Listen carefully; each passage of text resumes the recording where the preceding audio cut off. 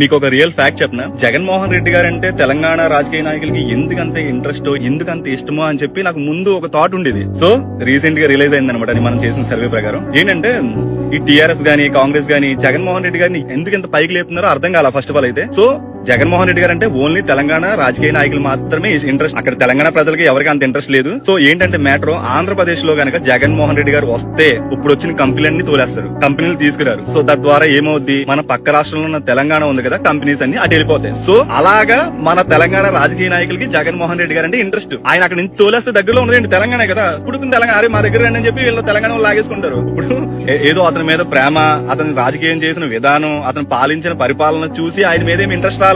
ఆయన కంపెనీలు ఎలా అయితే తరిమేశాడో ఆ విధానాలు చూసి, రోడ్ లేకుండా ఇబ్బంది పెట్టిన ఆ విధానాలు చూసి, అభివృద్ధి చేయకుండా ప్రజావేదికలు కూల్చేయడాలు ఇలాంటివి చేయడం వల్ల ఏమవుతుంది, ఆటోమేటిక్ గా కంపెనీలు ఎవరు అక్కడ స్టార్ట్ చేయరు ఆంధ్రప్రదేశ్ లో. సో జగన్మోహన్ రెడ్డి గారు సాధారణంగా ఏ కంపెనీని రానివ్వరు.